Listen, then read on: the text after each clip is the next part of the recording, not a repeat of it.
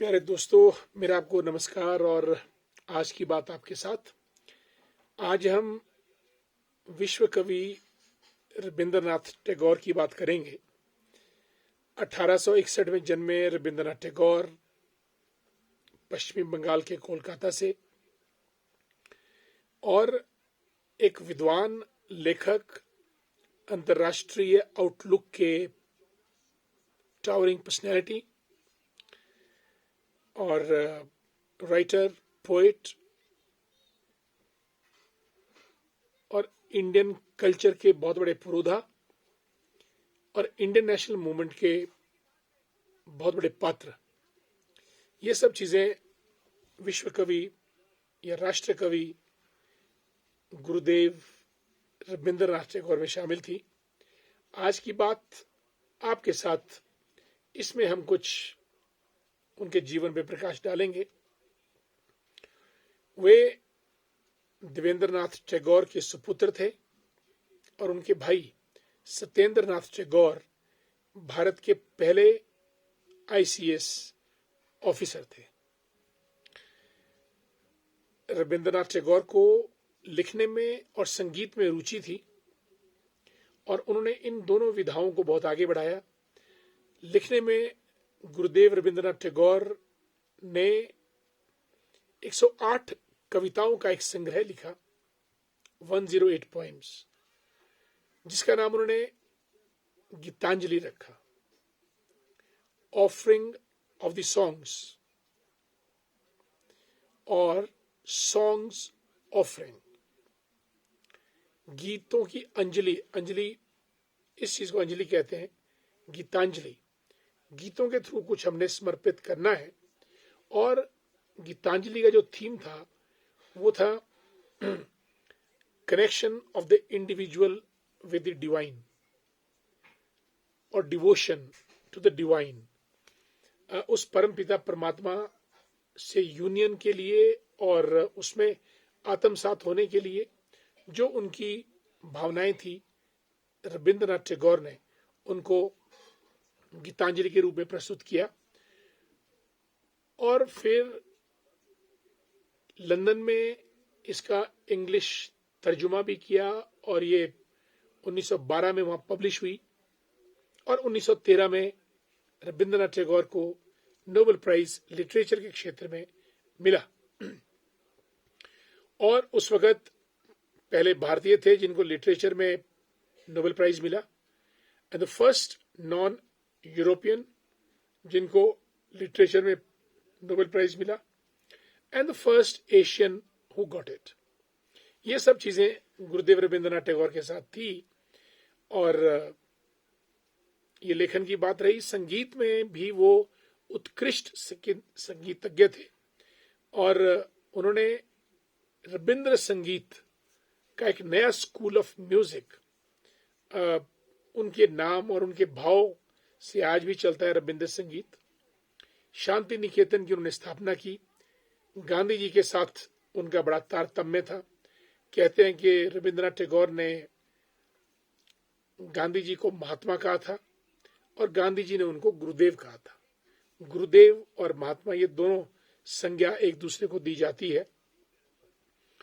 और हमारा जो जनगण मन राष्ट्रीय गान है उसका संगीत और बांग्लादेश का राष्ट्रीय गान आमार सोनार बांग्ला, यानी हमारा बांग्लादेश लाइक गोल्डन, इसका संगीत भी गुरुदेव रविंद्रनाथ टैगोर के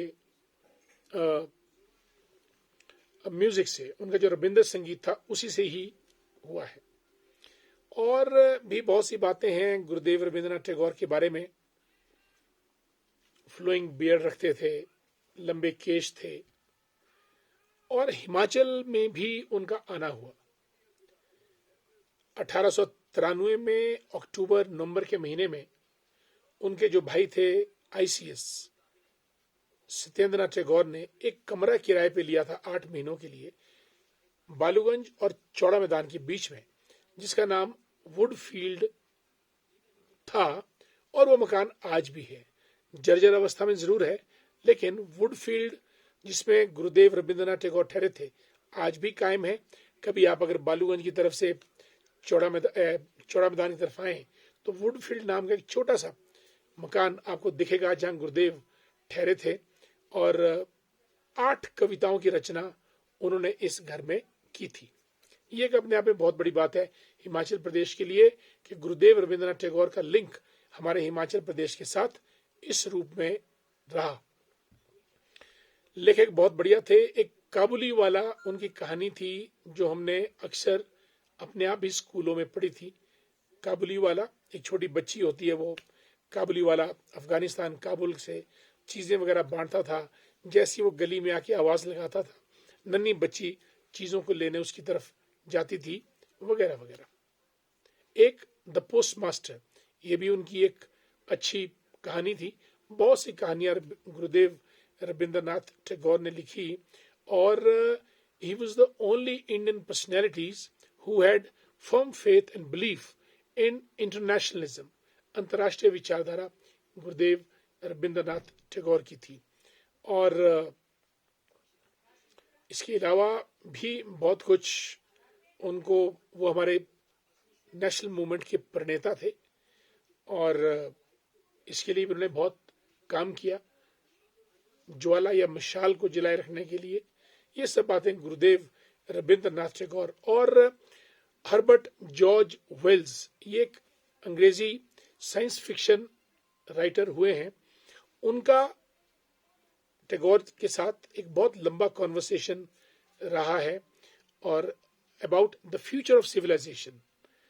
और इवन एल्बर्ट आइंस्टाइन के साथ भी गुरुदेव रविंद्रनाथ टैगोर का कॉन्वर्सेशन, इंटेलेक्चुअल कॉन्वर्सेशन बहुत बढ़िया रहा है। इतिहास के पन्नों में H.G. वेल्स और एल्बर्ट आइंस्टाइन का गुरुदेव टैगोर के साथ जो कॉन्वर्सेशन था, डायलॉग था, वो आज भी पन्नों में सुरक्षित है और विभिन्न विषयों पे उन्होंने उसमें वार्तालाप किया है। शांति निकेतन की स्थापना अपने आप में एक अद्भुत कार्य था गुरुदेव रविंद्रनाथ टैगोर का, जिसके माध्यम से वो शिक्षा इम्पार्ट करना चाहते थे। आज हम गुरुदेव रविंद्रनाथ टैगोर को इन लफ्जों से याद करते हैं, और आज की बात आपके साथ यहीं समाप्त करता हूं। कल फिर और मुलाकात करेंगे।